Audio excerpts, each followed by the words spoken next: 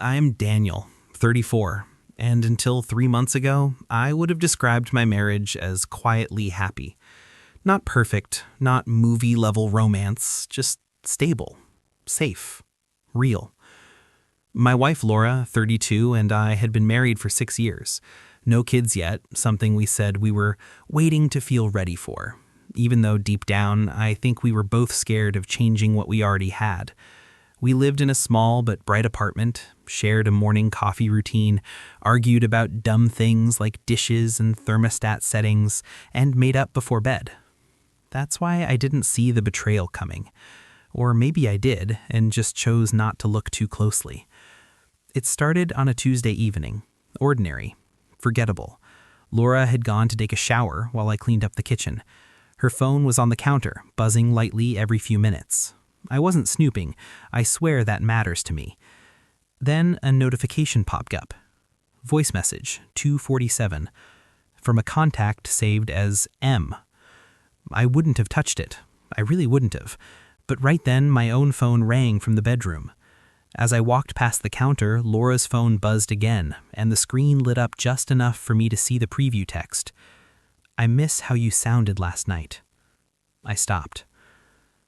I stood there longer than I want to admit, staring at a phone that wasn't mine, feeling my chest tighten in a way that didn't yet have a name. My first thought was denial. Probably work. Probably a friend. Probably nothing.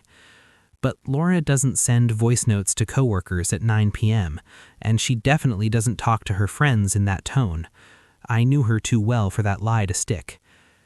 Before I could overthink it, before I could be the better man I always thought I was, I tapped the screen.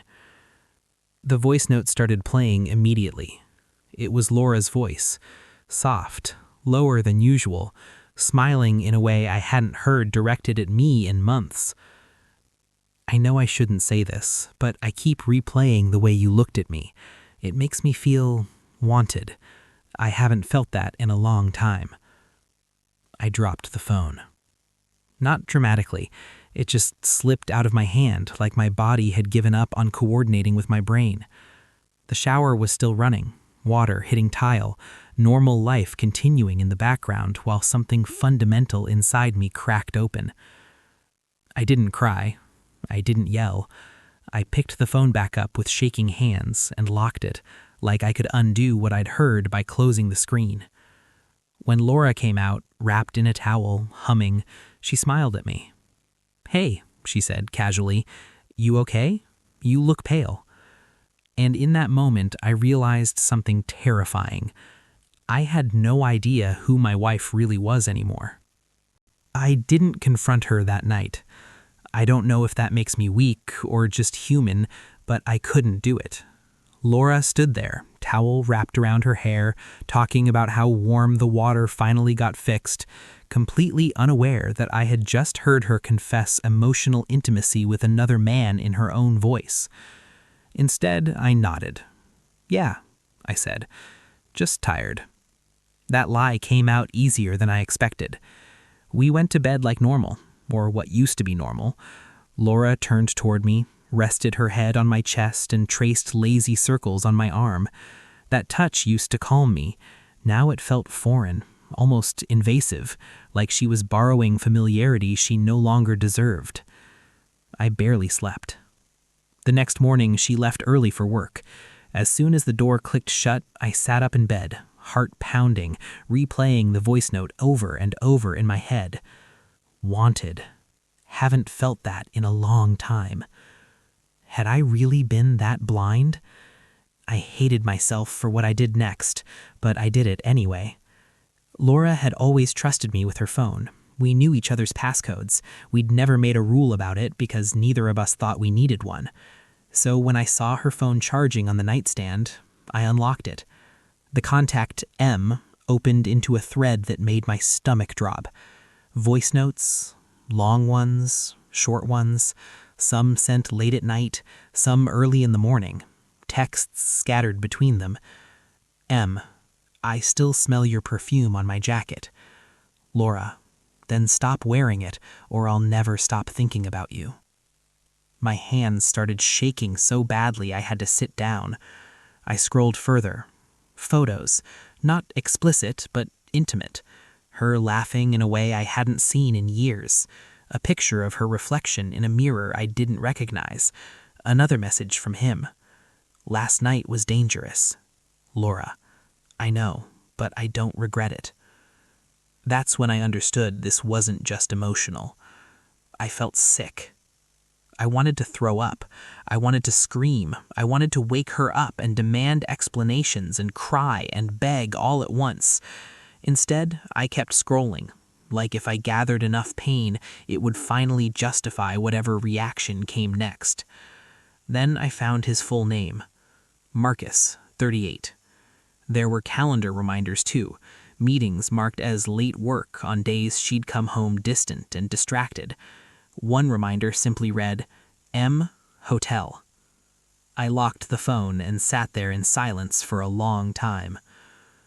The betrayal wasn't just that she cheated, it was how carefully she had built a second life, how calmly she kissed me goodbye in the mornings after sleeping with someone else the night before, how easily she made me feel like I was the one who had grown distant. When Laura came home that evening, she was in a good mood. Too good. She kissed my cheek and said, "You want to order Thai tonight?" I looked at her and realized I was standing at a crossroads. If I spoke now, everything would explode. If I stayed silent, I'd be living with a stranger who thought she had gotten away with it. So I smiled. "Sure," I said. "Your favorite?" Her face lit up. And that's when I made my decision. I wasn't going to confront her. Not yet. For the next 2 weeks, I became someone I barely recognized. Outwardly, I was the same husband. I asked about her day. I laughed at the right moments. I even initiated intimacy once, something I immediately regretted afterward, lying awake while she slept beside me, her breathing slow and peaceful. Inside, though, I was documenting everything. Laura grew more careless the longer she thought I didn't know. She started guarding her phone less, not more. Confidence does that to people. When you think you're smart, you stop checking your blind spots. I learned Marcus wasn't a coworker. He was a divorce attorney. Recently divorced himself, 2 kids, shared custody, met Laura during a consultation she'd scheduled for a friend. That detail burned in a way I can't fully explain. They met during her lunch breaks, hotels near his office, once, only once, our own apartment when I was supposedly out of town. That discovery nearly broke me.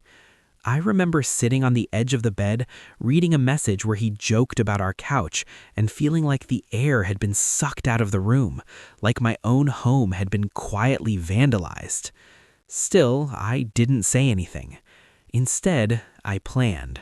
I took screenshots, backed them up, saved dates, times, locations. I don't know when survival mode kicked in, but once it did, emotions took a back seat to clarity. Laura noticed something was different. "You've been calmer," she said one night. "Did something change?"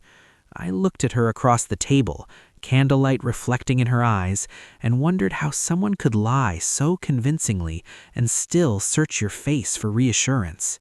"Maybe I just stopped worrying so much," I said. She smiled. "That's good." 2 days later, she told me she had a work conference coming up. Overnight, different city. I nodded. "Have fun," I said. That night, after she fell asleep, I checked her phone again. Marcus had already booked the hotel. Same room, 2 nights. That's when the sadness turned into something colder. I reached out to someone I hadn't spoken to in years. Emily, 33, Laura's best friend, maid of honor at our wedding. The person who once told me, "If Laura ever hurts you, I'll be on your side." I sent one message. "I need to ask you something, and I need you to be honest." She replied almost immediately. "Okay, what's wrong?"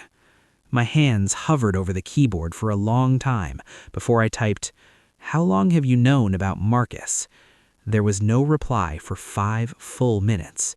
Then, "I was hoping you'd never find out." I sat back and laughed, not because it was funny, but because it hurt too much not to. Emily confessed everything. She'd known for months. Laura had cried to her about feeling invisible, unwanted, stuck. Emily had warned her at first, then stopped. She said she was going to end it, Emily wrote. She never did. I thanked her. I don't know why. Habit, maybe. The next morning, Laura kissed me goodbye and rolled her suitcase out the door. As soon as she left, I made one last call. To Marcus. He answered on the third ring. Hello? I took a deep breath. Hi, I said. This is Daniel, Laura's husband. The silence on the other end was louder than any scream. Marcus didn't hang up. That surprised me more than anything. Daniel, he said slowly, like he was choosing each word with tweezers. So you knew, I said, about me. Yes, he admitted. She told you I existed. That's generous of her. Another pause. I could hear traffic in the background. A car horn. Normal life again, mocking me. I won't pretend this is okay, Marcus said. But Laura told me your marriage was basically over. There it was. The oldest excuse in the book, wrapped in professional calm. She told me you were emotionally checked out, he continued, that you lived like roommates, that she tried to fix things. I clenched my jaw. And you believed that made sleeping with a married woman acceptable? He exhaled. I believe she was unhappy. Congratulations, I said flatly. You helped make sure she stays that way. He didn't argue. Instead, he said something that stuck with me. She's not as good as lying as she thinks. I hung up after that. There was nothing left to say. That night, Laura called me from the hotel. Her voice was light, playful. Hey, she said, how's everything at home? Quiet, I replied. Too quiet. She laughed. I miss you. The lie slid out of her mouth effortlessly. I know, I said. After we hung up, I packed a bag. Not mine, hers. I didn't destroy anything. I didn't throw clothes around or break dishes like in the movies. I was careful, methodical, almost gentle.